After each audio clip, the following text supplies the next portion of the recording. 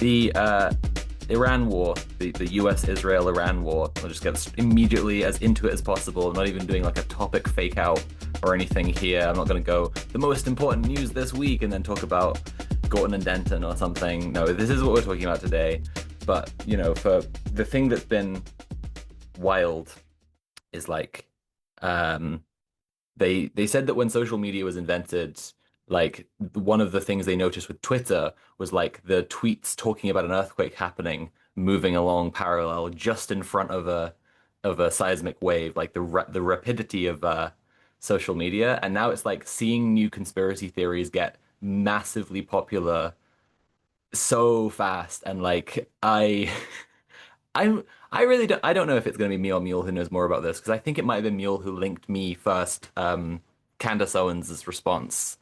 But I know, Tim, you've seen none of this at all. No, I think I actually have her blocked or muted on Twitter. So I have been spared thus far. It's a Um, good shout. You are aware that she has like been turning Charlie Kirk into the ultimate conspiracy figure for a yeah, while. I feel like everyone has been doing that. It's been wild. Like, yeah, I've seen a lot of stuff about her saying all kinds of things about like how he was like he had kind of changed his views on Israel and believed that Mm, like it should be America first, not Israel first. But then I've also seen Erica Kirk's amazing, crazy stuff about him having a holy presence and lights flickering when he would enter the room and all this kind of stuff. So I feel like we're ripe for something yeah, I mean, insane, like just amazing. he is just functionally a martyr now, and that's such a Yeah, bizarre literally. thing to think about, a guy who has been like, pissing his pants at the thought of debating Sam Cedar and A stuff like this. Like podcaster. in our lifetime, he's been like an annoying podcaster with a tiny face, and now he's this Mm, thing. And it's like, so the latest thing anyway is that he was the like only, this is the part I've seen. Mule, you can fill me in more if you want, but like I've seen, Charlie Kirk was the last like bastion stopping Israel from getting everything they want. And so like if you're on the right and anti-war, then it's because Israel had Charlie Kirk killed that this is now happening. Yeah, she's saying the war with Iran is happening because they killed Charlie Kirk. It's so yeah, the final insane. domino. Yeah, obviously. It's the XKCD comic with all the blocks of like, and Yeah. it's just like world peace, and there's like Charlie Kirk, the thinnest little like stick holding up this massive Yeah. block. Or like like Paul Atreides seeing all these possible like future timelines and all of them end in holy war aside from the Charlie Kirk one. But yeah, Paul no, I think Atreides seeing yeah. every possible future, and we just see Charlie Kirk's face over and over and over again, and immediately he's picking up rounds of It's getting like 30-06, just blasted like in packing them different into the rifle. He's ways. just like, it has to happen. Yeah, I yeah. think we'll probably get into it a little bit later when we talk about the Iran stuff in more detail, but it is just absolutely bizarre, like the way that this is breaking the right's brains. The whole anti-interventionist crowd, and well, Candace Yeah. Owens specifically, like talking to Tucker Carlson all the time now, and just really getting into the weeds about Charlie Kirk was an interdimensional time traveler, and he was Yeah. probably sent to stop war. Mm, I know that liberal takes are cheap, but just like seeing so many things, like the classic one is Hillary the Hawk, Donald the Dove. Everyone's sharing this around. I've I'm never just like, heard that, yeah, but it's like incredible. it's from 2016. Anyway, Oh it's wow. Red Planet. Welcome everyone. We're gonna get into the whole entire thing that's going on. But first, we're gonna ask what we always ask at the start of the show. What was the most base thing you did this week, Tim?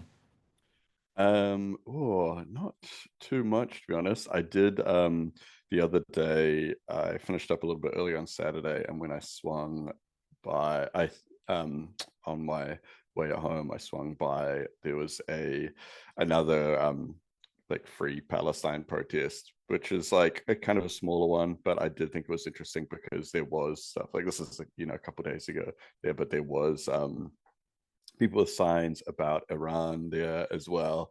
One thing of note, though, is the first one that I've seen that there was like an interesting Falun Dafa presence there, which I was like, what? Like bro thinks he's on the team. Yeah, it was kind of weird. Like there was all the normal kind of crowd and stuff. This is just down by Britomart in Auckland, and yeah, and then there was all these like Falun Dafa is good, stop CCP, evil communism kind of thing. And I was just like, but they were like very clearly like to the side. I think maybe just trying to seize on the like we're all here protesting governments kind of vibe. And it's like, Uh, oh, it's a little bit different.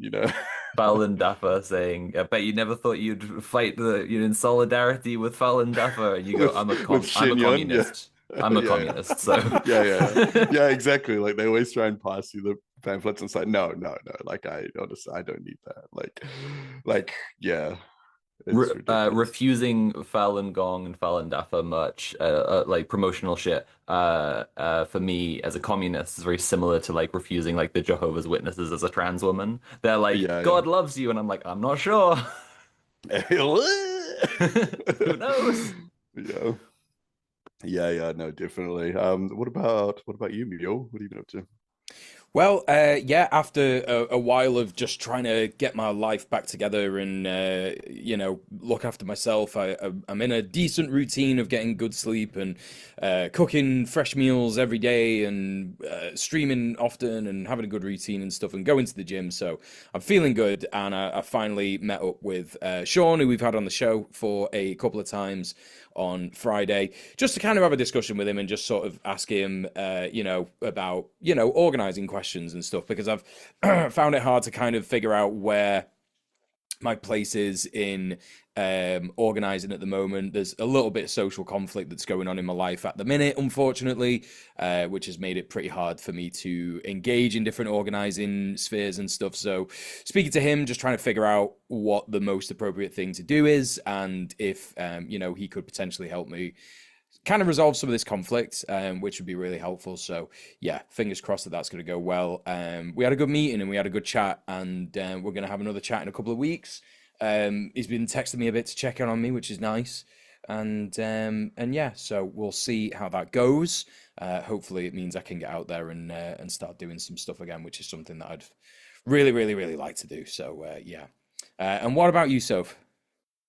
Well, had another meeting of there's an org that I'm organizing with, and I'm not talking about what we're doing because it's a bit spiky. So I had another meeting. It was cool.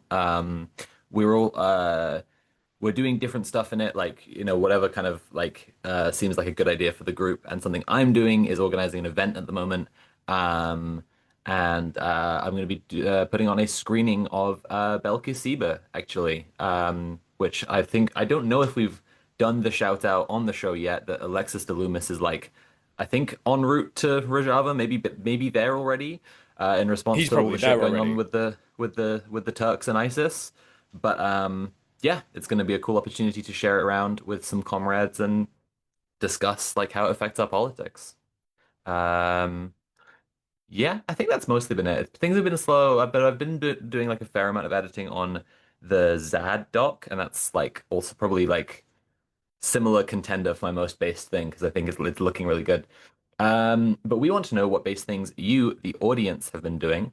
You can message us on all the social media you can reach us on, and also if you want, or if you hate social media, and that's completely respectable, please send an email to based@redplanetshow.com. Tell us what you've been up to. We'll shout out here in this section if you want. We may even have you on as a guest if you like it's happened before. People have gone in touch. But we're gonna go into the news now. Tim, what has been going on with this crazy sequel culture? They can't stop doing these remakes and reboots and sequels all the time. That's your story. Yeah, well, so Bay of Pigs 2, Electric Boogaloo. Actually, this probably isn't even Bay of Pigs 2. This is probably like, yeah, this has happened a bunch now. So Yeah, like a week ago or so, February 25th, armed assailants on a high-speed boat registered in Florida opened fire on the Cuban Coast Guard in Cuban territorial waters. 4 attackers were killed, 6 were captured, and Cuban authorities arrested a suspected accomplice on shore who had recently arrived from the US. So, yeah, things of note here in Cuban territory, which is currently under like an illegal sea blockade by the American Navy. So this is a blockade that has been able to prevent all kinds of other things going through. But for some reason, a slippery little speedboat was allowed through. You know, like how did that happen? Who knows? So this is an isolated incident, but part of a 66-year campaign of US-sponsored terrorism against Cuba. Havana has documented nearly 5,800 attacks, including the 1976 bombing of a Cubana airliner, biological warfare, paramilitary raids, and all part of a greater consistent policy to violently destabilize the Cuban Revolution. So the attack is a direct consequence of Trump's administration's escalation of its brutal economic warfare, including the fuel blockade and a cynical designation of Cuba as a state sponsor of terrorism. The irony here is that it's Cuba which has been the consistent victim of state-sponsored terrorism, with perpetrators finding safe haven in Florida for decades. The US response has been predictably silent, with Marco Rubio only promising a US-led independent investigation. This inaction proves that Washington continues to treat its territory as a launch pad for regime change, using terrorist violence as a complement to its genocidal blockade in a failed 6-decade bid to crush Cuban sovereignty. So this is like kind of wild, because at first all the American press was just like, they murdered American citizens or whatever, even though it was like the Cuban Coast Guard returned fire once they had been shot at, where they tried to hail the speedboat. I think one of them actually was shot, like, Yeah, and so the was captain actually was caught shot. a bullet. Yeah. So the captain got shot, and then they were returning fire, which is like, like what else do you expect anyone to do? you know?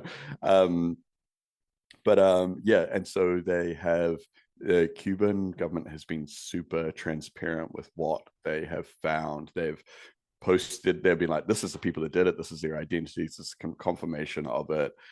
This is the person that we found that had been coordinating with them. They posted everything that was on the boat to show like this was not a boys fishing trip or anything like that. Like, this isn't like when America bombs random Venezuelan vessels or anything like that. Cuba was like, this is who was on the boat, this is what was on it, here's videos of us like seizing this stuff so you can see. It's like something like 12,000 rounds of ammunition, like explosives, all kinds of heavy weapons. These guys literally, like, they thought they were just going to go in and John Rambo Cuba, and like that somehow that would, I don't know, bring back their slave owner granddaddies. Yeah, the Coast Guard neglected to mention all the freedom they were bringing with them. Yeah. They were going to open up the first Cuban McDonald's or something. I don't know. But yeah, so the way that Cuba has handled that is like super transparent compared to what we've seen from America recently. But yeah, it is wild, because yeah, obviously this comes under the naval blockade, the fuel blockade, the existing sanctions from all directions. Like America has been pushing to like other countries that have any kind of like alliance with Cuba to cease diplomatic relations. They're sending all these, we always hear these stories about Cuba training and sending out doctors all around the world. So now America is telling people, you have to send those Cuban doctors back. So yeah, literally forcing people to be deported. And there's these videos going around of like, these like groups of Cuban doctors in already understaffed medical, facilities, just, being like, hey, it's been great working with you, but we got to go. And it's like, it's pretty emotional to watch, like it's crazy. Um, Obviously, we know, Cuba have been a force for good for, like many years, especially in like medical field and stuff like that. And there's like no way that you can really interpret this aside from just like, just cruelty from the American regime. But yeah, anyway, so that's what's happened in Cuba recently. um so why don't you tell us a little bit about what's been happening in the States? This is about trans people in the United States. It's gonna suck. It's bad news. It sucks. Um, so the Trump regime has taken several steps towards forward in its transgenocidal project in the last couple of weeks. So the biggest one that I'm probably going to talk the most about first. This is like the most horrible thing. And so, I'm just kind of padding enough time here for anyone who wants to like skip in the podcast or whatever. But the government is forcibly detransitioning trans prisoners. So the US government has announced a complete ban on gender affirming care for trans prisoners in federal prisons, saying they will now provide therapy, that is, conversion therapy and antidepressants, instead of their medication. In other words, they are being forcibly detransitioned. This completely eliminationist policy towards the trans people who are most directly in the custody of federal government is absolutely genocidal. Like, I'll talk in a little bit about schools as well, but it's like literally kids and prisoners, like all the trans people who are in the custody of the government is trying to force them to not be trans anymore, uh, which is going to kill a lot of people and make all the rest incredibly miserable, regardless. Um, it's genocidal, and I just can't like.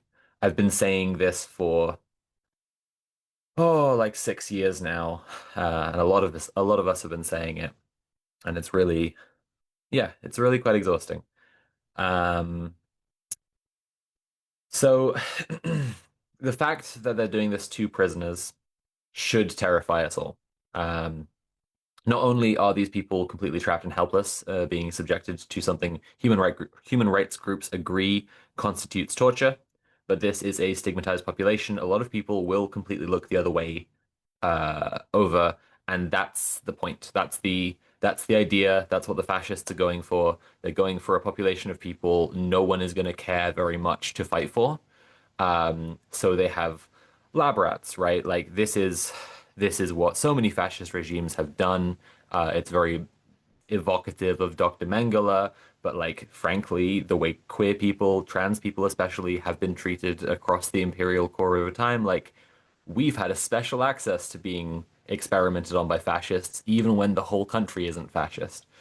Um, yeah, they're going to use this as a population to test out their best possible methods of trying to forcibly detransition people, and then try to probably expand that program. That's just my read on the situation, but like it just aligns with absolutely everything they've been saying and doing for years.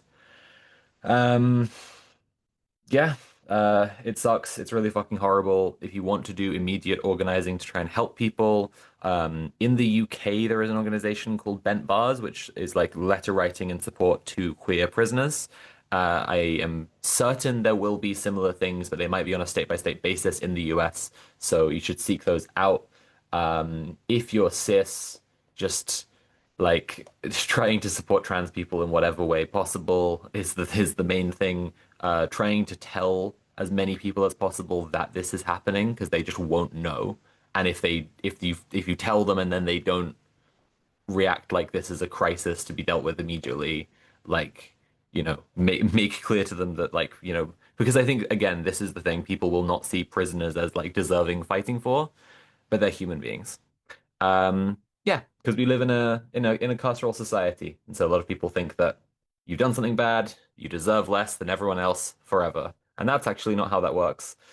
Um, so that's only one of the things. Yeah, hey, in Kansas, this week, trans people have had their driver's licenses revoked. Um, with no notice, no grace period whatsoever. The morning of, or maybe the day before, but um, they got this mailer around saying your driver's license will no longer be valid being the correct gender. You have to have your assigned sex at birth on your driver's license, so you have to report to the DMV, have it changed immediately. Um, and this is a situation where if a trans Kansan was stopped and was driving with the wrong license there, they could face, 6 months in prison. It's like a very scary thing they very suddenly did. I am sure a ton of people will just go and get their driver's license changed to reflect policy and then carry on living their lives to the best of their ability. It's quite unhelpful how many people have just been saying, just move. Like I know a bunch of people who have escaped red states in the US, and it wasn't like an easy time, and they were able to do it because they had like stuff like fucking government, like massive government pension. like um not it's just not like you have to have a certain level of privilege to be able to move state at all. um so anyway, it sucks, and just another instance in which we need to fight for trans freedom, for trans liberation, for trans rights, for trans power. Which I'm saving that to the end of the story. If this is all just piling doom on you, we're gonna get to the thing. But but spoiler, it's the same thing I always say. Republicans, this is another one. The Republicans have introduced a trans Section 28 style bill. So this is I don't say trans, don't say gay kind of style of bill, trying to make it so that schools like can't do anything that would educate people in any way about transness.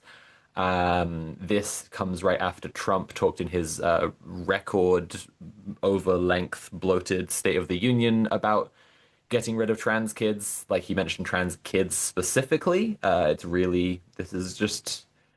really sick. And I just it's just probably hitting me kind of right now. Um, how much like these fuckers want to hurt everyone's kids. Like they are literally Nazi pedophiles. The Israelis, as far as I can tell from watching the news, actively like exploding children, and they're coming after the queer kids and trying to make children kill themselves. Like these are like just completely like they're too far. These people are just like okay. Anyway, they're trying to put through a trans style, a Section 28 style trans bill to stop schools from educating anyone about transness, and obviously to stop anyone's gender being affirmed if they are a trans kid. Um, I don't know how likely it is to go through at this time. I don't want to I'm trying to give a good estimation here because I don't want people to be overly scared. Like I scary legislation pops up all the time, and a bunch of bills, as I understand it, keep on going through the House and then dying in the Senate that are like doing massive anti-queer stuff. Um, but in concert with the other two things that have happened, I think it's worth talking about this a bit and talking about like what the project is very obviously doing, because the project keeps on gaining ground like inch by inch, and it might like get put back a foot or whatever, but like it continuously does this. Like similarly, the trans Kansas, the trans Kansans with their driver's licenses, like it seems like some that lack of grace period doesn't seem like they deliberately tried to like manufacture a situation where they could arrest people. To me, that seems like a situation where like there's some chud and some liberal somewhere in the state legislature who had a spat, and then this chud decided to do something really rapid and spiteful. Like that's what that looks like to me. It's important to understand how disorganized all of this is, as well as seeing its real material like threats. Okay, those are the things that are happening. This is the thing we got to do. Only solidarity and disciplined organizing among trans people can change this. And I mean among trans people because cis people outnumber us so hilariously that, like, without us being able to tell them what to do, we will just die. Um, like there are loads of cis allies. Like there are a dedicated number of cis people with a disproportionate amount of resources who are trying to kill us all. Conveniently, they align with everyone else's enemies in the planet as well. They're the Nazi pedophile Zionist regime. It's the same guys, the Epstein people. Um, but unless we can have an organized voice as a community, we can't tell cis people how to help us properly. So we have to make assemblies. We have to make trans general assemblies happen. Since I put my video out, I've been contacted by now half a dozen people in different places around the world, most of them Americans in different states. I'm glad that there haven't been any overlap so far. I want as many people as possible organizing these. I think that, yeah, trans general assemblies, go watch my video about the whole thing. It's not the only thing I think we should do. It's just the core of the organizing strategy. Um, that's all the depressing trans stuff. Mule, what about the woke Greens? What about them? Well, yes. This is the story that the Green Party won a crucial by-election in the UK last week, which is very exciting and very good news. And I'm going to tell you why. In what was the biggest by-election coverage of recent history by UK mainstream media, the newly eco-socialist Green Party, on a platform of pro-Palestine, pro-trans, pro-working class and anti-racism, have delivered a shocking blow to the UK electoral politics system by winning a highly contested constituency. The constituency, Gorton and Denton in Manchester, where I live, covers a large swath of southeast Manchester with a broad variety of politics and communities. From Denton in the furthest reaches of the city centre with a large collection of neighbourhoods of retirees and homeowners to the inner city multicultural communities of Longsight and Levenshulme. The by-election was particularly crucial to analyse how politics will go in the future in Britain, as Reform, the fascist billionaire-class new extremo Tory party in the UK, boasted a large amount of support there, and polls have shown over the last 2 years that Reform would win the next UK general election by a landslide, causing mass fear amongst marginalised communities all over the country. And this is something that I've been trying to report on when I've been covering this stuff, which is that this support is largely astroturfed. I know that it has seemed dismissive in the past when I've said that stuff, but I promise you that I was right. This is confirmed that I am indeed right. The right live in a massive echo chamber, and they absolutely need to astroturf their support because the kind of disgusting politics that they like and they want to bring back into popular discourse all over the world are just broadly not liked. It's just not popular.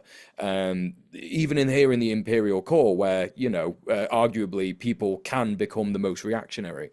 So unlike another by-election that happened last year in Caerphilly in Wales, where Plaid Cymru, the left-wing Independence Party of Wales, won with a massive majority last year, beating both Labour and Reform. Gorton and Denton was key in showing the parties that currently are fighting for dominance what the last year and a half of essentially fascist Labour briefcase wanker policies, what people in the north are feeling. Let me rephrase that. Gorton and Denton was key in showing these parties how people in the north are feeling about the last year and a half of fascist Labour briefcase wanker policies. Labour lost a lot of support in the north after Brexit due to Keir Starmer's suggested policies as shadow Brexit secretary under Jeremy Corbyn. Most people in the north were pro-Brexit, not necessarily for racism reasons, but for, you know, a multitude of reasons, including mostly that they didn't know why it was a good idea, being massively uninformed. But the Labour Party did a bunch of bad analysis, bad electorate analysis, and they were like, yeah, I guess everyone in the north is racist, and so we should just be extra racist, and that will get us loads of votes. And it didn't. The only reason that Labour got in is because of the fact that there was a lot of voter apathy, and the Labour Party was the only alternative to the Tories. Yeah, they were voting to not have the Tories anymore. Exactly. That's why they got in, and now they're finding out because of this by-election result that yes, in fact, their policies are hugely unpopular. I think also we hear a lot about how they're chasing reforms votes, which is definitely true. That's what they've been doing very obviously. But Yeah. also it shouldn't be not mentioned that like the Labour right just are racists. Like they Yes. do actually just believe in like the Labour right going back a long way have like kind of okay relationships with the trade unions, but are very socially conservative. Like, yeah, Yeah, they just are absolutely. racists. They are, yeah, absolutely. And those are the people who are part of the apparatchik of the Labour Party under Keir Starmer, and that's why it is what it is. Uh, with polls showing massively mixed results in a seat that Labour had held for 96 years, Reform looked set to take the lead early on, but the Greens, who have a solid base of on the ground activists and canvassers, were able to knock on 20,000 doors in one day on the last day of the election, bringing the results to a whopping 41% of vote for the Greens, with Reform on 28%, and Labour laughably, lol and lamowily on 25%, all from a voter turnout of 47% of the electorate, which was more than came out to vote in the 2024 general election, which elected Keir Starmer, which also shows that the Greens have an ability to mobilise an apathetic electorate with their policies, proving that left-wing policy is just broadly popular across the UK in loads of different communities and neighbourhoods. Yeah, I think like I did a stream about this the day after the result. I'll probably come back around because I'm sure there's going to be tons more lib slop in a few days from British liberals because like this. But I also think maybe we should do an episode on this next week or something if it seems right because like this is like the UK Mamdani. Like this has Yeah. been like this is really significant to UK politics in a way that like electoral politics usually isn't. And there's so much to say about it. Like the Greens had twice as many canvassers as either Labour or Reform. They had as many as them put together. Yeah. And it's like they're a tiny party comparatively. So that shows that they are like really turning the energy of like people being into them into like material gains. And it's really fucking cool. Absolutely. They are mobilizing people. They're not just organizing people, they're mobilizing them and they are empowering them to go out and do this stuff. It's really impressive organizing stuff. And that's why I wanted to mention that bit particularly. Hannah Spencer, the Green candidate for Member of Parliament in Gorton and Denton, is a working class intersectional feminist and plumber who's lived in Manchester her whole life. And people could easily tell with her obvious Manc accent doing the rounds during debates against Matt Goodwin, the Reform candidate who claimed to be from Manchester, despite only spending 5 of his 4,500 years on this planet here for university and work. In her election speech, she promised to stand against the divisive politics of reform and listen to the people in her constituency, even the people who didn't vote for her. Labour have been, as Sophie has been implying with what she was saying, coping in an extremely funny way since this result. They previously had said that a Green Party win would be an existential threat for them in Gorton and Denton. And yeah, you could tell. You could totally tell because there is a a very It's really funny dire. there's there's a very very funny like 10-way split that is happening in Labour and it's fantastic because you've got people who are like centre left who are definitely Blairites who are going Keir Starmer needs to step down, he can't handle this party, and they're openly saying it now. Like there's multiple MPs who are saying Keir Starmer's got to go, ridiculous. People even saying that he is an interim, he saying Clive Lewis, one of the MPs from Norfolk area, saying we have an interim prime minister at this moment, which is deathly funny, incredibly funny. The Lucy Powell desperately trying to dodge the really Mhm, solid questions that she was getting from a Sky mhm. News journalist on the night of the election. It's absolutely fucking hilarious. Yeah. The line that Starmer himself has put out or did put out before, like puts it all together shockingly well. Before the election result came in, he expecting that it would be a reform thing and therefore would validate that everyone needs to be really concerned about. Everyone thinks he said this by-election is about the soul of the nation. And And it turns out the soul of the nation is the woke Greens. It's the woke Yeah. Greens. My goodness. Whoops. And now he's going like, actually, I didn't mean that, and by-elections don't really mean anything, really. But election, who Oh, votes for yes. who is just kind of silly bullshit, really. The copium is Mm. absolutely mental. He is just, yeah, he's literally saying, no, by-elections don't matter, it's fine. But also, even more funnily, Reform are also doing the same thing. There's like one of the first things that Zia Youssef said, the leader of Reform, he said, oh well, if you look at the Gorton and Denton by-election result, that's only seat 492 out of a possible 650, and so we're by some magical maths gonna get 400 seats easily. And it's like, what are you talking about? You just make stuff up. It's great. So, that's some really good news. There is hope in the UK, in the electoral politics sphere. Of course, on Red Planet, we understand that electoral politics is not our liberation, and you got to organize and do other stuff as well. But if we have a government that allows for social mobility and has good social safety net policies, it means that people will have more space and time to organize, and people will be able to build more power in that way. And I'm hoping that that's the way that things go. But we will see, and we'll keep you updated. But Tim, talking about organizing, tell us about Argentina. Yeah, cool. So we were talking about this a couple of weeks ago, that they were just on, they were planning the strike. Like they were just kind of they basically had just announced that they were going to be doing another one. And so yeah, Argentina was brought to a complete standstill by its fourth general strike against President Javier Milei's extreme right-wing labor reforms. So subways, banks, schools, even the national airline shut down as millions protested an agenda designed to strip workers of their basic rights. So Milei's proposed changes, um, pushed with support from his ally and also, I would say, a chief financier, Donald Trump, are a corporate wish list. So making it easier to fire people, slashing severance pay, extending the workday from 8 to 12 hours. Yeah, it's class war from above, dressed up as economic reform to attract foreign capital. That's the huge, like, these are very classic neoliberal reforms, but taken to the next step on. And it is interesting because I have seen a couple of politicians from different places all around the world suggesting similar things recently, like especially about like the workday and stuff. Like, yeah, I feel like this is the thing that Marxists have always said, where it's like these rights, these workers' rights and labor protections and all that kind of stuff were things that we fought for, that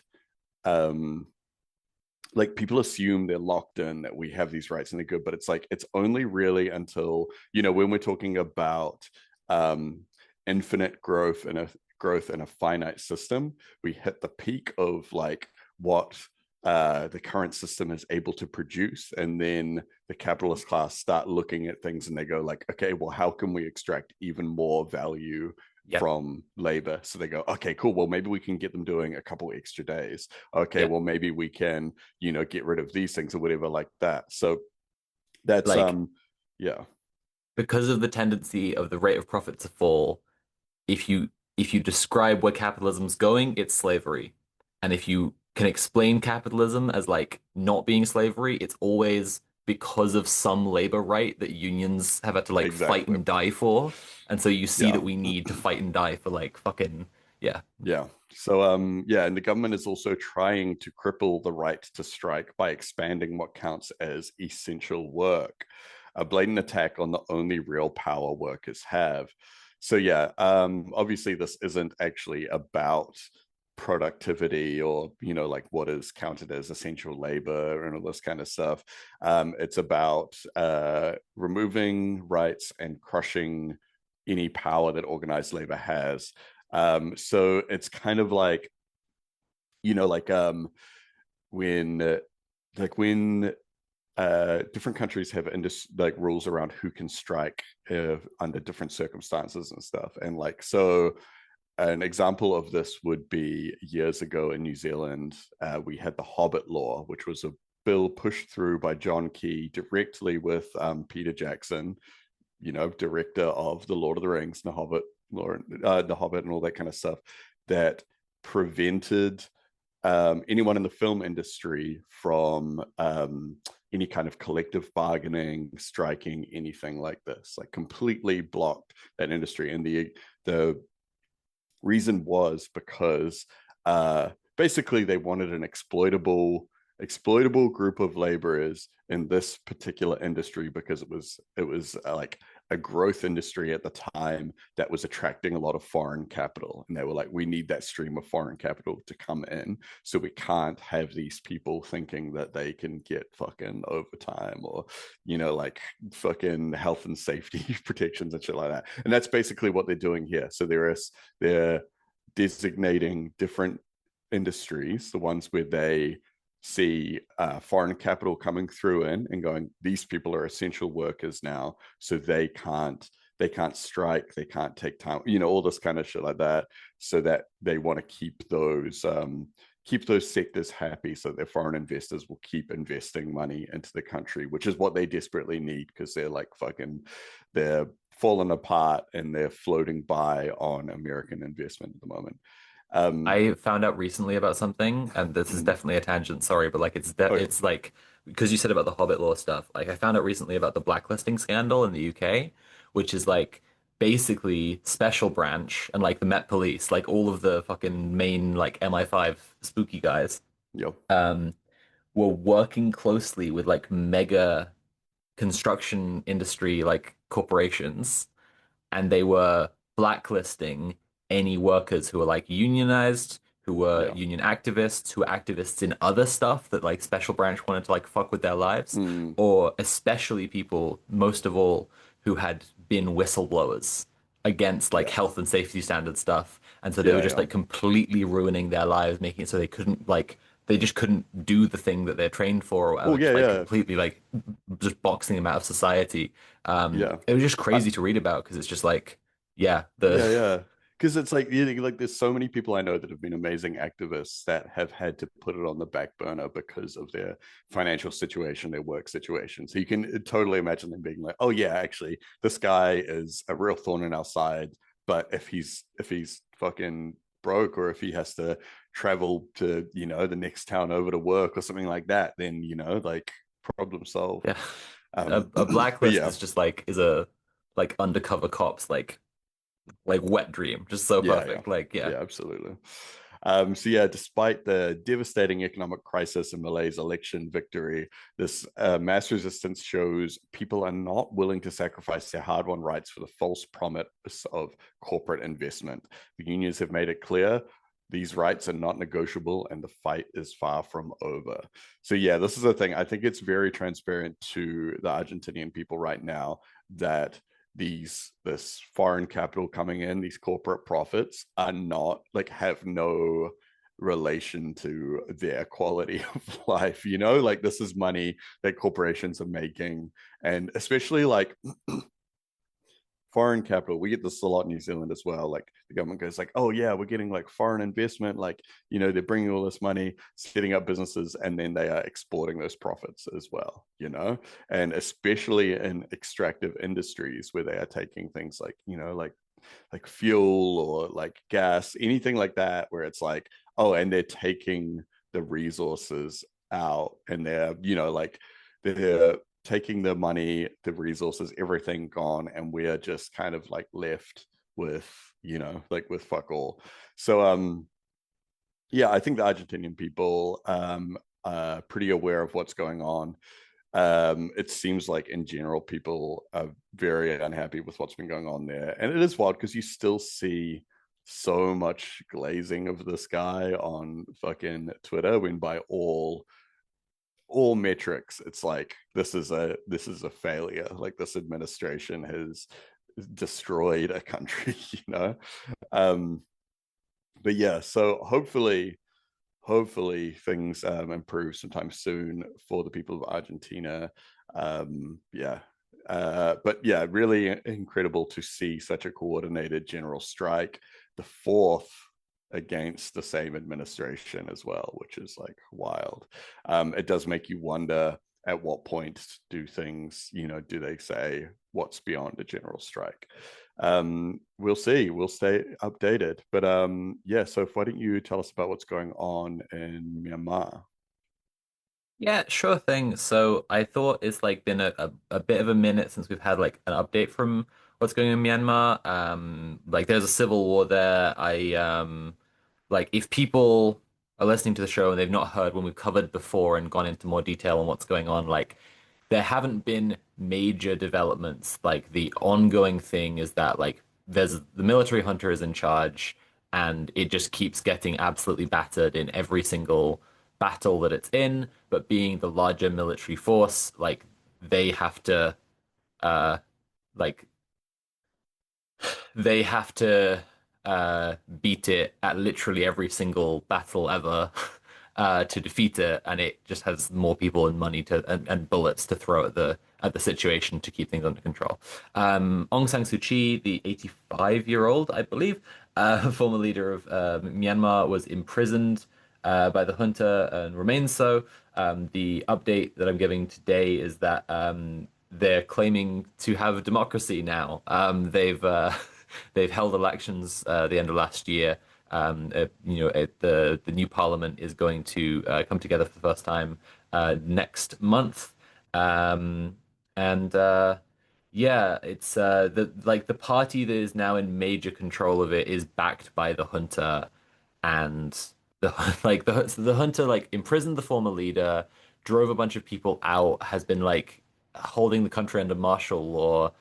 Just an absolute fucking ton of ordinary people just like got together to like learn how to sometimes even like make guns to like fight these guys all over. There's a million little not a million. There are several like rebel factions, not of drastically different ideologies, just of like they formed separately because like all around the country people were like fuck this. Um and yeah, it's been going on for some years now, and this I think is a it's an interesting and somewhat troubling move because like if the junta can pass off having like a parliament that basically it's installed under the guise of democracy to then like be able to do things like, stronger like international trade and whatever, like function more as a state, then they will have so much more in the way of like resources to oppress the rebels with. Um, yeah, we'll see how things go there. Like it's people are voicing their discontent with it primarily through like shooting the military guys. So like it's kind of like if the if the parliament does make kind of alliances, we'll be watching like kind of what partners they seek out in that. And if if the war continues the way it's going, the junta probably will not last because it's been, as I say, it's had a terrible few years. But yeah, one to watch, I think. And Mule, we have some more good news from you now. Also the UK. There's more good news. Yes, absolutely. It's why it's so important to remain steadfast despite the horrors. This is about the Filton 24, the Palestine Action prisoners who allegedly took part in the action at the Filton site of Elbit Systems in Bristol have been granted bail mostly, with a lot of them having charges dropped. Yeah, this is 22 of the Filton 24 have finally been released on bail after periods in between 8 to 17 months on remand without trial in the UK prison system. Of course, various different, prisons they've been in, some private prisons, some state prisons. They've been moved around. They've had all kinds of issues during their detainment, such as having been denied mail, having been denied phone calls, having been harassed, having been called terrorists, been denied going to certain religious classes, certain religious, holidays not being allowed to be observed, particularly for the Muslim detainees. So finally they have some actual relief and taste of freedom. Of course, some of them are still awaiting trial for some charges. I believe that the majority of them are awaiting trial for criminal damage. But across the board, after the trial of the initial Filton Six, who are supposedly the six that took part in the action themselves, and not just people who are related to the action or were related to Palestine action in some way at the time, they had their trial in early February, a couple of weeks ago, and they were found by a jury to be broadly not guilty of the most grievous charge, which was aggravated burglary. Aggravated burglary can result in 13 years in prison for a maximum sentence, and of course, this was always a trumped up charge. Aggravated burglary is supposed to imply that you turn up to do a burglary, i.e. steal things, which is not what the Filton Six actionists will have set out to do. As we know, Palestine actionists, when we have spoken to them before their prescription on the show, as we would never do that after the prescription, because that'd be evil and wrong and apology for terrorists, and we don't break the law. When we spoke to them on the show, we always knew that what they were going to Elbit factories to do was to sabotage equipment in there. And of course, that is not stealing things. It is, of course, causing damage, which is why I think the criminal damage charges have stuck. And the aggravated burglary also implies that they were going to do violence to anyone who may be in the particular premises that they are breaking into to do the aggravated burglary. And so, of course, there was not enough evidence to suggest that whatsoever, because the defense did a fantastic job at arguing. The Palestine Action have got multiple examples before their prescription showing that they are only there to put their bodies in the way of the war machine. They are not there to hurt anybody. They are not a violent group. They're not there to cause harm to human life. They are there to do the opposite. They're there to prevent harm to human life. And because there was so much evidence of that, it meant that the prosecution just did not stand up for the jury. So with the broadly 5 of the 6 being released on bail as a result of being found not guilty of those charges, it meant that charges across the board for the rest of the Filton 24 for aggravated burglary were dropped. Which is fantastic. It meant that they could apply for bail. Of course, I said that 22 of the Filton 24 have finally been released on bail, and that is because Samuel Corner of the 6 unfortunately had to stay inside on remand because he has a extra charge of grievous bodily harm, as he is accused of attacking a police officer, that is something that Samuel Corner is unfortunately going to have to fight. Also, the other person that I've not sort of given info on is Sean Middlesbrough, who I think we reported on the show literally just got off, literally just absconded is what they called it, in October last year, when he was allowed out on day release to a family's wedding. In fact, it might have even been September. I'm not 100% certain on the date, so apologies. But yeah, Sean Middlesbrough, he basically went out on day release for a family wedding and then just didn't go back to prison. When he was interviewed after that, he said that he was just using common sense. He knew that he did not deserve to have been put on remand for so long. He knew that he did not deserve to be in prison because he's not a violent criminal. And of course, we don't know where he is. And we would never advise anyone to do anything like that because it's naughty and it's bad and you can't be just escaping prison. That's crazy. Whoa, it's crazy that you could, wow, you just shouldn't even be able to do that. But all love and solidarity to Sean. Because they call him Shibby. That's right, yeah. The other day heard a chant, oink oink piggy piggy, you're never gonna catch Shibby. Oink oink piggy piggy, you're never gonna catch Shibby. Yeah, Yeah, absolutely. And so it is absolutely fantastic. Of course, the families and the loved ones of the Filton 24 are all feeling so much better after this. The Filton 24 themselves obviously have so much more hope. And of course, it is more hope for direct action as a legitimate form of protest in the UK according to the legal system, because this has thoroughly damaged the case for Palestine Action being a terrorist group, as Palestine Action was found to have been made a terrorist group unlawfully by the British government earlier this month as well, or just at the end of January. I can't quite remember. Everything is really compressed time-wise at the minute, and I've not done my notes for this story very well.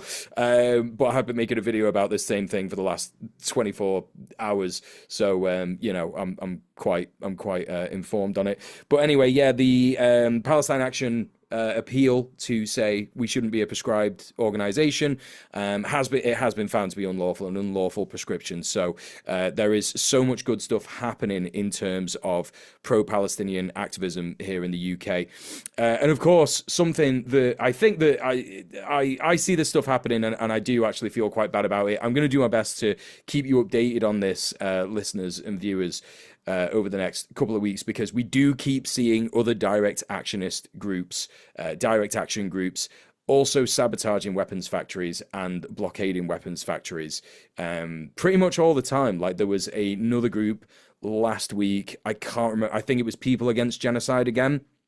They actually went to the Filton site, which is obviously quite symbolic, because of all the stuff that's going on with the Filton 24, and blockaded that the other day with a van. And of course, the Filton 24 allegedly broke into the Filton site with a modified police van as well. So, yeah, it is just all very good news in general. There is hope. We have to remain steadfast. We have to keep fighting. And yeah, huge love and solidarity to Huda Amori, who we've had on the show before, and all people involved in the defense. They've obviously worked extremely hard at coming up with a defense for this particular trial, and it looks like they absolutely destroyed the Crown Prosecution Service. So as always, fuck the CPS and fuck Israel.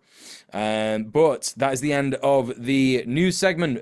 Brief reminder, we are a show that requires your help and your support to keep going. If you want to make sure that we are getting all the gruel that we need to survive and write the news for you amazing folks, and also come up with great shows and great guests and all that kind of silly business, then please go to patreon.com/red_planet and subscribe at one of the many tiers that we offer you.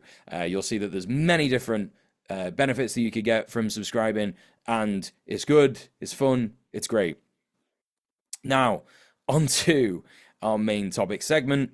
This is, of course, us talking about the recent attacks on Iran, a sovereign nation. No matter how you may view the government of Iran, they are just a sovereign nation with every right to not be attacked and bombed by the evil paedophile empire, as everybody does. Does have a right to not be bombed by the evil paedophile empire. And so we're going to be discussing it. And we don't really have, I hope people don't mind me saying, we don't really have a massive structure on how to discuss this. But I think it is, obviously massively important that we talk about it. I'm sure it's all anyone's going to be talking about until it stops, or, even for a long time afterwards. But yeah, I don't know. Does anyone want to kick it off? I guess there's a few different angles we can take to look at this. There are so many different We've angles. been, Yeah. oh yeah.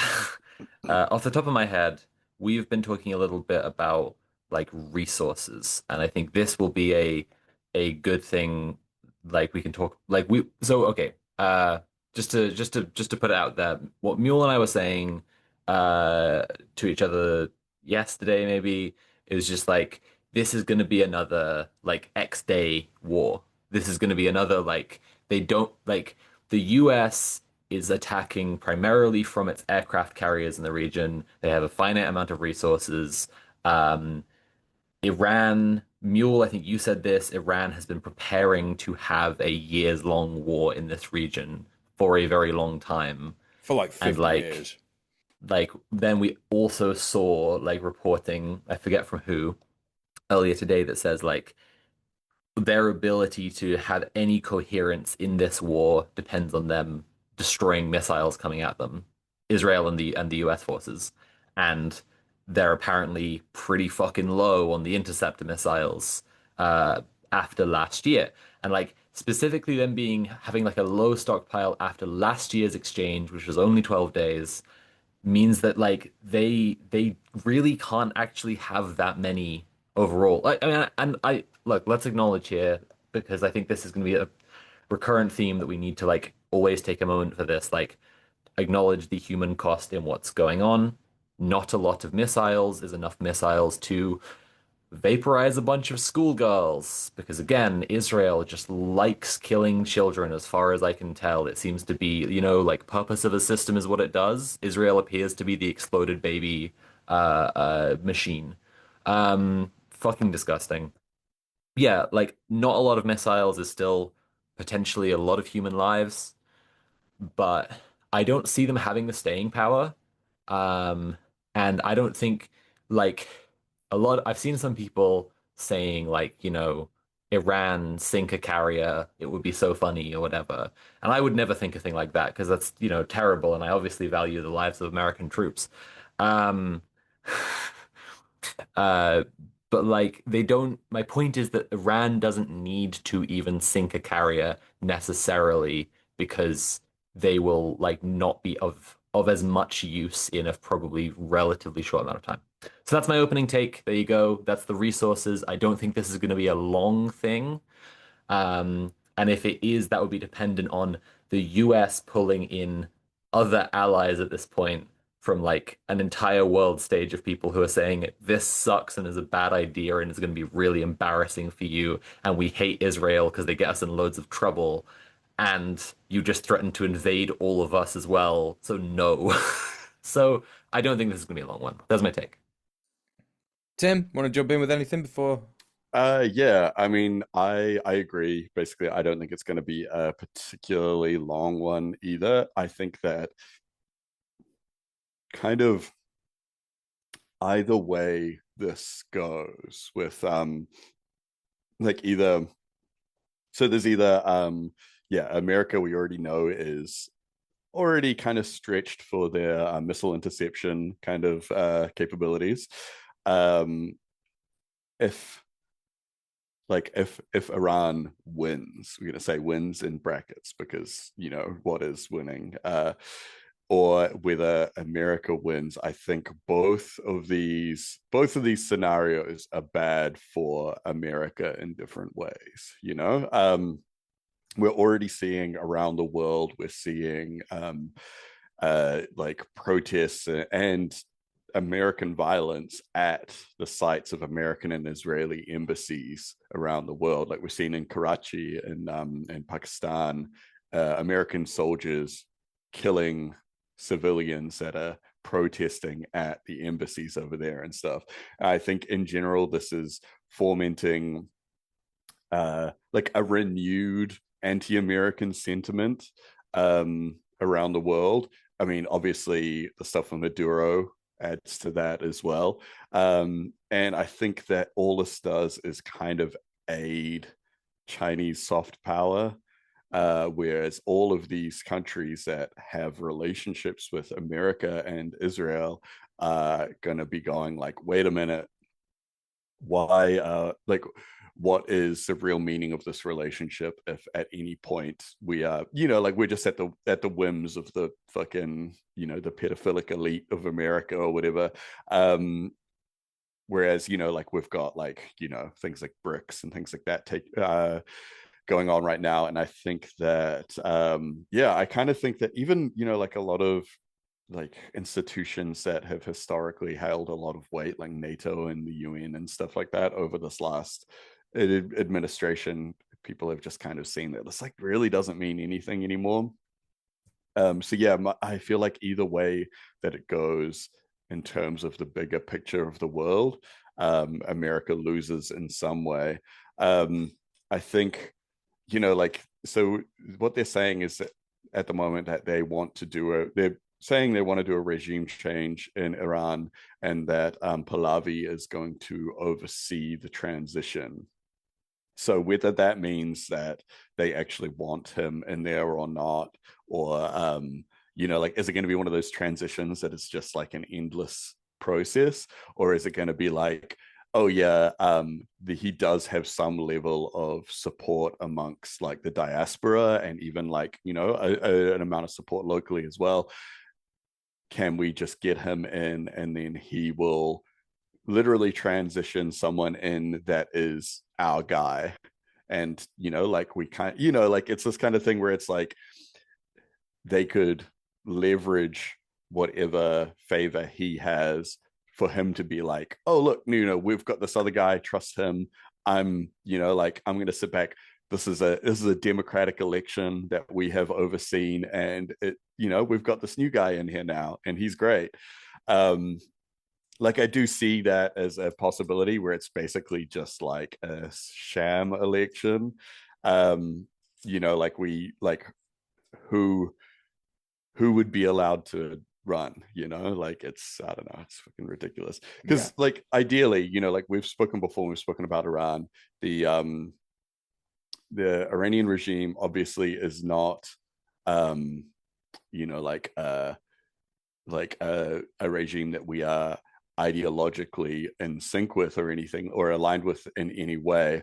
But for America to do this act of like imperialism is like just like insane, like they shouldn't be allowed to just do this. If I may, a friend of mine earlier texted me probably the most concise thing about that specific thing. Yeah.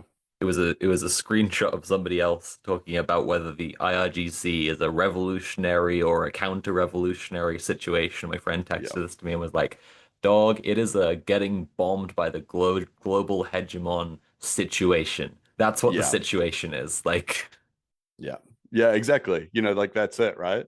And that's the lens that's the most important way to look at this situation.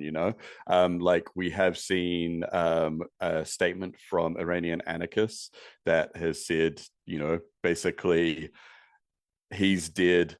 We're obviously sad we didn't get to do it, but we but like, literally, that's basically what they say. But they're also just like, but also, this is completely fucked that like, America and Israel are just like bombing the shit out of us. Yeah, which is like, I think, like, I know I have friends that are part of the Iranian diaspora that are like, obviously, they're like leftists. They have always hated the regime, have always been like, this sucks or whatever like that. Like, this is a terrible thing in our home country. But also they're like, but we never asked fucking, like, we never would have prayed for America to come and like kill a bunch of children about it, like, yeah, like, obviously everyone wants like a democratically elected leader, like, I mean, what they had, like, what they have had in the past in Iran, before various meddling, and all that kind of stuff. But Yeah. yeah, it's like, I think it's a very tricky spot, because there are a lot of people out there right now that are kind of like, um, I mean, like, I think there's people that are feeling a lot of things about their home country at the moment, where it's like they've wanted freedom from, like, this regime for a long time. And like, what they think this is a step towards getting it. But also, the other thing is, like, Khomeini was a lot more chill than like a lot of other people around him and his predecessors and things like that. So it's kind of like, okay, well, maybe the next guy is a little bit more hardcore, or like, what even, like, maybe the next guy isn't, because like, he was very dedicated. Khomeini was very dedicated to the idea of peace, and you could like make any kind of criticisms about like the way that he ruled his country and the domestic policy and all this kind of stuff like that. But he spoke a lot about, if we get nukes, if we escalate this just means thousands and thousands of dead people.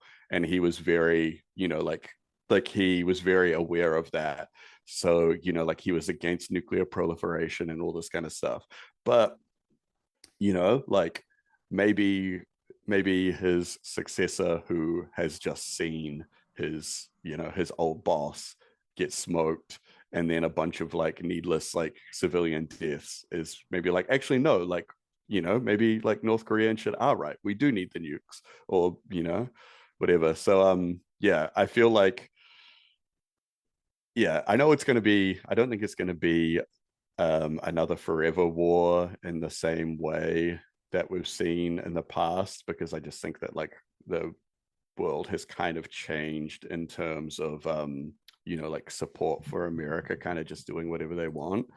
But yeah, I do think that it is like this particular escalation is probably just going to set the tone for what is going to happen in the next, like, I mean, next couple of decades Yeah, perhaps. 1000%. That's how I'm feeling about it. I don't Yeah. know what else. Okay. Yeah, I think if you take like the most conspiracy on the left, massively radicalized by fucking the genocide in Gaza kind of freaks like, massive critical support to that Zay Squirrel guy on Twitter. If you look at those kinds of guys who are, they're massively campists, right? They're second campists, and they're like, anyone who attacks America, I uncritically support them, and this, that, and the other. If you look at the things that they have said about Khamenei, they obviously don't criticize him about his domestic policy, Mm, which is obviously where we understand there needs to be far more nuance. But what they have criticized him for is not hitting Israel or the US back harder when they have yeah. violated their sovereignty in the past. And absolutely, Tim, you're right. This is absolutely because Khamenei was surprisingly quite soft. Like, what you have to remember, Yeah, like, yeah. yes, absolutely. People refer to it as a regime. It Mm, is a government that is authoritarian. It is probably only as authoritarian as most of the countries that exist in the world, particularly in, yeah, in, yeah. in the imperial periphery. Do you know what I mean?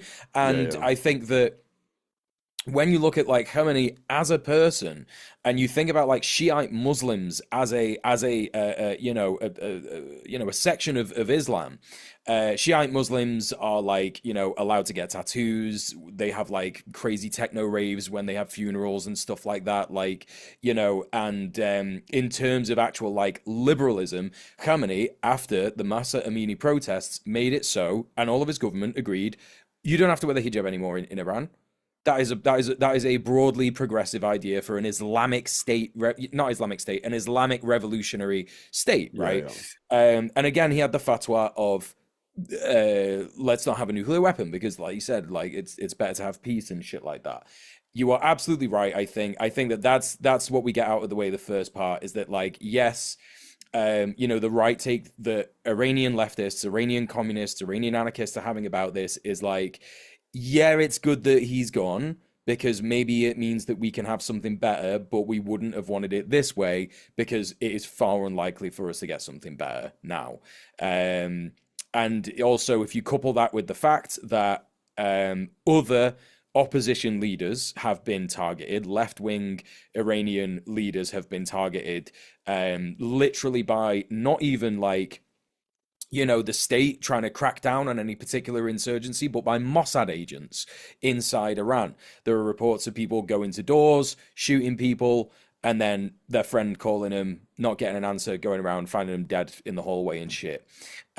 So they are not just trying to eliminate resistance against Israel, which Khamenei always represented. Like if you listen to Al Qassam brigades, if you listen to Hezbollah, if you listen to any kind of Shiite resistance faction that is against empire, that is against Israel in the Middle East, they will say things like Khamenei represented a massive support for just people resisting imperialism and genocide all over the Middle East.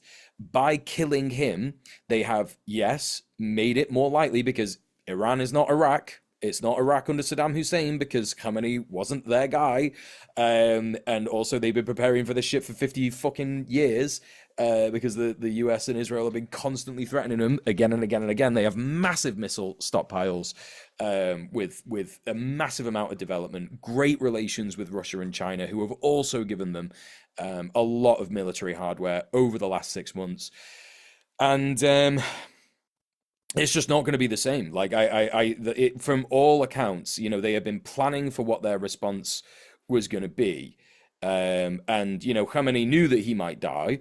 What reports seem to suggest is that he wasn't even interested in hiding in a bunker, and that he was just like at Yeah, his home when I he died. definitely feel like he probably was very aware. Like the dude was 86 years old. I Yeah, think he was very aware that his days were kind of numbered and that he had more power to be the guy that doesn't hide and dies, like kind of just doing his thing and becomes somewhat of a martyr than to be the guy that is like out on the like on yeah, the front lines in a wartime scenario.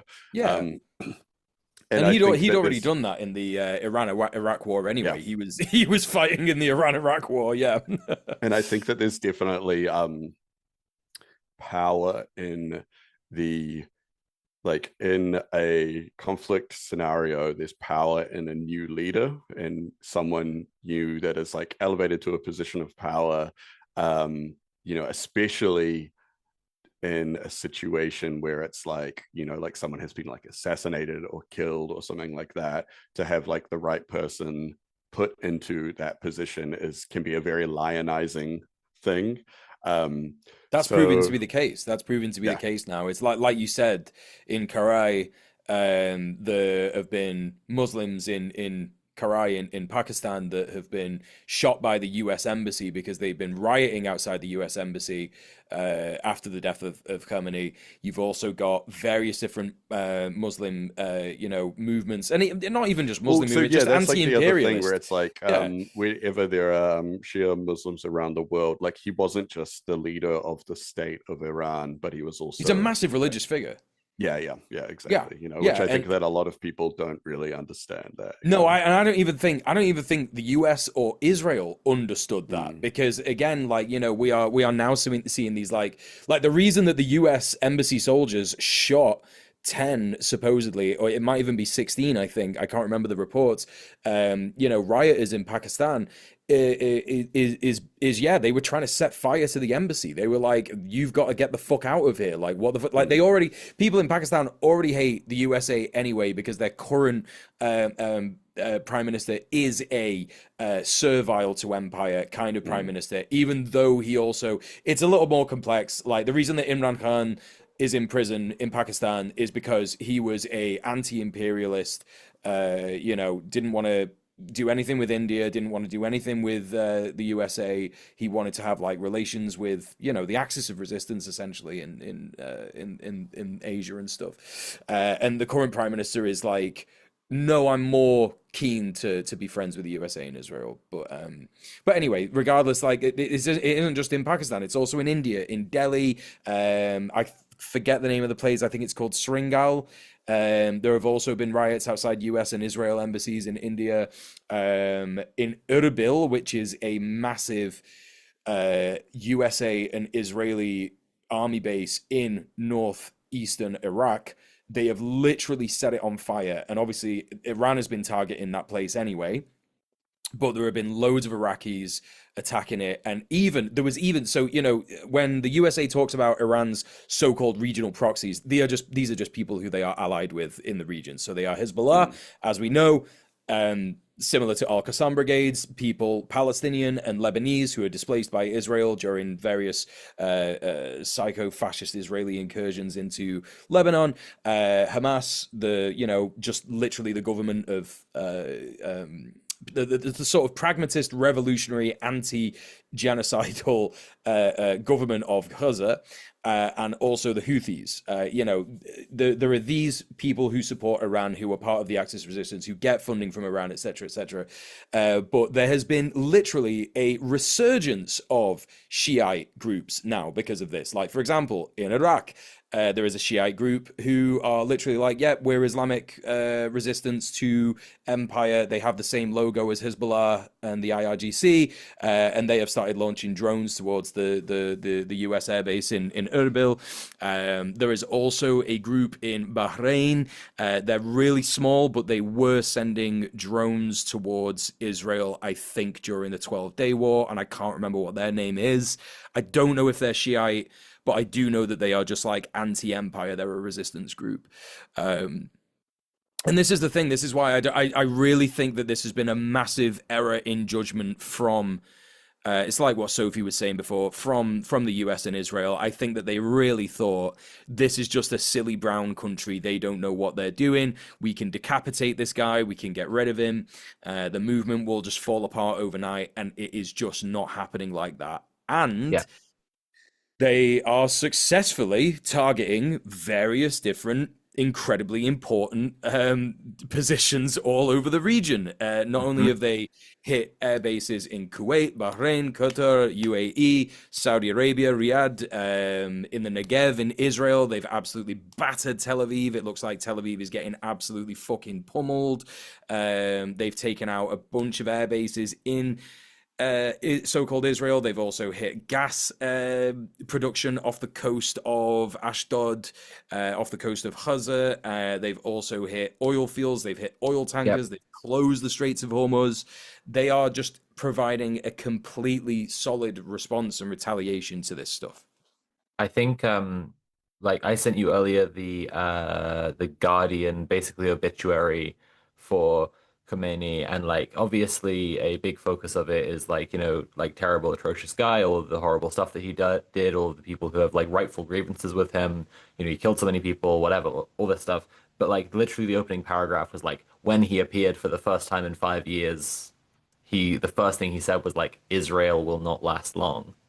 And that the opening paragraph of the thing. And I said to you, like, that's just like what a way to start the thing to make him sound as cool as possible. Because like not only is that like the correct take to have and like aim to have in the world, because Israel must be destroyed. Um, but like for for the accuracy of it. Just like, yes, we can now all see this. Actually, like, this is like shit is getting pretty overwhelming in the region for US imperialism at this point. And like, you mentioned the closing of the Strait of Hormuz. There's something I think like we should definitely, Red Planet needs to touch on the labor side of this stuff. I think it's just at the very least worth everyone just thinking and appreciating and watching out as you like process the news as things unfold, like how this is affecting the imperial machine. We did an episode previously, I think, where we discussed Iran and the Strait of Hormuz and like the massive economic implications to it being closed. Like if yeah, it's hard to overstate. Like it's a really fucking big deal. Yeah. And if Israel and you know US bases and whatever, like if their supply lines fail, like that people need to appreciate that like it's war is not just people like the one set of guys shooting the other set of guys. It's also like if the other set of guys can't turn the lights on or whatever, like there's a reason that the US is denying Cuba oil right now. It's because then they'll run out of power and then they'll not be able to feed themselves and all this shit and they'll be absolutely fucked. And yeah, this is yeah, I don't know. It's just like okay. This I think ties it together. I think we're all in agreement that, not just in this show right now, but it seems like everyone basically agrees this. They are doing something really stupid. This is a bad idea and is going to go badly for them. Um, so a take on that, and also a take on the question from earlier. Tim said, you know, win. What does it mean for Iran to win at this point? Those are the two kind of takes I want to get out. So firstly, like this is a bad idea for them. Uh, you know, again, we will over time we will appreciate the human cost of what is happening now. So when people are saying things like it's a Vietnam too, it's like, well, people are still dying from the Vietnam War today in Vietnam. Um, but in terms of what a bad idea this is for them, like I I really think that Trump might have thought this is like with Maduro, they get the guy and then it's done. And he has not appreciated that like Iran sans Khamenei is actually like full insane sicko mode. Um, and I think that like this is going to be something that like probably might even itself be short, but also might hang over the rest of Trump's administration, Oh yeah, and continue to cause new problems in an ongoing way. Yeah, it's going to Regarding be his absolutely. like, legacy. and regarding Mm, the other part, what does it mean for Iran to win? I mean, for the people to come together, right? Like you know, yeah. what is needed now is for the people to come together, and that's really fucking difficult. But maybe if the IRGC recognize the gravity of the situation properly, they can like be willing to work with the people. I think that's my Yeah, take is like a win for Iran would be one where the IRGC changes in nature now Khamenei is gone and yeah. are responsive to the needs of the people. Yeah, definitely. Yeah, I do think it is a pivotal moment for, I guess, like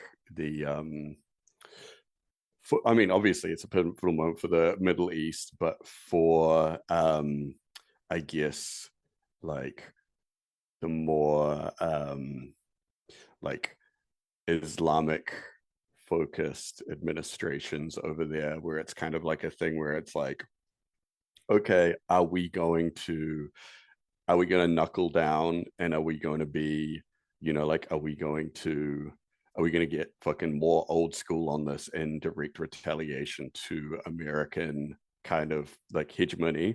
Or is this a point where we perhaps liberalize more, um, and become, like, I guess to, um, like the direction that Khomeini was generally actually taking them, like that, and like literally like have a democratic election, all this kind of stuff, like win back the diaspora and fucking, like I guess become like more of a major player. But yeah, I don't know. It's like there's so many different directions this could go because there are so many people that would benefit greatly from all kinds of different situations, and particularly around Iran at the moment. Yeah, I don't know.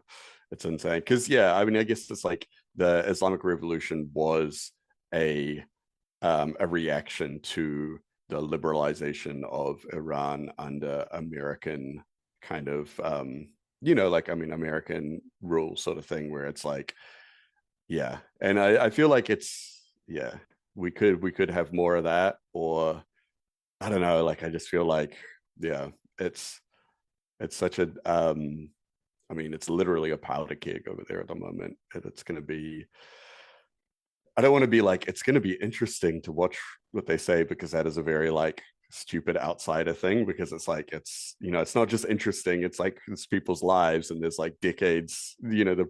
preceding decades are going to, be shaped by these moments. But yeah, it's I going to think if be the wild to watch.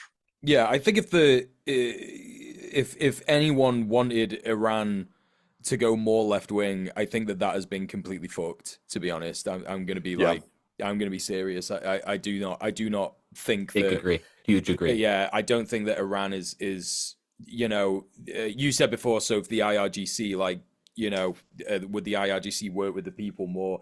I think it's important and worth remembering that the IRGC, framing the IRGC as like controlling everything, is the Western narrative, and Yeah. really Yeah. it's the government, it is the regime, what people would call the regime, Yeah. which is Yeah. again the Western narrative. But it's like it's the government that controls the IRGC. The IRGC is just like the Revolutionary Guard Corps. You know what I Yeah. mean? Yeah. Yeah, the Um, win I defined is a very slim to none yeah, chance of happening at all. I'm yeah, not saying it Mm, like I think this is exactly it. Like a win for Iran at this point is so impossible because of what's been done to They've it. made it, It's yeah. just They've fucked. made it Yeah. impossible. Like this is the thing, and again, it's crazy. Like Khamenei was saying, yeah, okay, like let's redirect some subsidies, some state subsidies to the people in the face of the economic sanctions. Let's make it so that women don't have to wear the hijab. Let's liberalize. Let's make it easier for the people. We're under sanctions. Times are tough for people. Even though, the authoritarian nature of his government didn't change that much. There were these like progressive things that were slowly happening due to people who were saying, hey, we want this stuff to change. Iranians on the ground, and it was happening. And again, it's like, when you listen to Iranian workers, they say like, shut up, Westerners. Basically, they say like, listen, it's up to us to make this happen. You can't do it through a framing of wanting regime change or wanting foreign intervention. And this is the key thing, right? But I think that I genuinely, what is a win for Iran at this point for me, I could see happening is that the vassal client Gulf states who are servile to empire, the Emirati of Bahrain, Kuwait, UAE, Qatar, Saudi Arabia, turn around and go, yeah, this allying with the US thing has not been very good for profits. So I don't know about these Abraham Accords anymore. I don't know about hosting these US bases anymore. Maybe it's time for a 1000%. broad Arab coalition to make sure something like this doesn't fucking happen again. And I think I that could did well say happen. that. Yeah, I definitely think it will happen. Like, I'm not sure if either of you saw that interview. I can't remember what station it was, but they were interviewing an Iranian official, and they're like, "Why are you striking out at Bahrain, Dubai, all these kind of things and stuff?" And the guy's just like, "What do you like? These are military bases. This is where they are attacking us from. Like, are you like?" Come on, like think about Yeah, it. are you fucking stupid? We can't reach America. We're gonna bomb these. Yeah. So, and I think that's like definitely a thing where it's like all these people going like, oh wait, these are military bases. Like, oh yeah, this is like, why are there military bases in our country? Like, why have we got those? We need to talk, we need to get rid of them. And I think this is like, like I can imagine a lot of working class people waking up in these countries just being like, what do we got to do with these guys? Like, Yeah. Well, there's been a lot of footage of Bahrain civilians cheering every time the Iranians are hitting a US. I did see that. Yeah. Which is like, yeah, exactly. And then it's kind of like, okay, well, like maybe we need to organize to, force our government to get rid of these guys or whatever. I mean, to be honest, if I saw Iran hit a US airbase, which is in the UK, of which there are like 12, I would also cheer. I would also be like, lol, that's very funny. My views do not represent Red Planet or the Red Planet show or any of the No, other. I'd say that. I'll say that too. I was literally going to say it. If that was me, I would be cheering. I'd be hooting and hollering. I'd be pouring out drinks. No, one thing that just occurred to me is that like the Chagos Islands stuff, where like Starmer has had the slightest bit of spine. I want to give credit where credit is due. That square-headed business boy pulled off one here because genuinely Trump was like, we want to use these bases to strike Iran, and Starmer was like, no. And and this is the one time where it's like, he's done something that stood up and it's kind of mattered a bit. And he was able to do it because it was illegible to a lot of people. Like even as I've just said it now, a lot of people listening will be like, "What?" Like, but he is successfully like he has recognized that being involved in war with Iran, and I'll probably I'll probably have to rescind this credit to him in 2 minutes time when he goes, "We actually love being in wars in the Middle East with America. It always goes really well for us." I'm sure that won't harm his popularity at all. I'm sure him being a war prime minister will go really well for his approval ratings. Oh my God. Oh God. I have exactly zero faith in Keir Starmer, and I really, really fucking hope the UK stays out of this. But I mean, like America has not got, a lot of friends. Yeah, and I think that it's we're obviously on day 2 of these strikes. Chat is telling me right now Starmer changed his mind. I didn't want to bring it up. Yeah, literally. BBC headline, UK I will tried to allow. give him credit. Yeah, literally, literally 20 minutes ago. Gosh. Yeah. Of course he did. We you are know, going like- to allow the British military bases to be used for defensive strikes on Iran. Yeah, that's really cool, bro. I'm sure that's going to go well for us. Blowback isn't real. Just, he's going to pretend that blowback's not real in the same way that he pretends that by-elections don't matter, or appointing someone who had relations to the world's biggest pedophile as US Yeah. ambassador. None of it Just matters, cool. really. None of that Cool. matters. It's just Oh, vibes. Christ. It's just vibes. Yeah. But as I was saying, yes, this is obviously just day 2 of this incredibly upsetting thing. Have a, spare a minute of your time to think about the civilians on the ground in Iran. Spend a minute of your time to think about the 148 schoolgirls aged 6 to 14 that were murdered. Like, literally the first thing that the US and Israel did was bomb this fucking girl's school. Well, that's the same thing. I saw a report saying that the Khomeini strike was the first, like that was the first one. So they hit him with 30 missiles first. And then, so it's like, why did you go for what was the purpose of the other strikes? Like, this is to just kill babies. They love to kill babies. Yeah, exactly. Yeah. So shooting at a girls' school and like a sports thing, they took out a whole volleyball team, women's volleyball team, and the women in sports crowd predictably is fucking silent. Great. Absolutely. Also, the crowd who say that Iran is not allowed, they don't allow their women to do anything. Like, no, you just can't do anything if you're a woman in Iran. You can't play volleyball. You certainly can't go to school. Oh wait.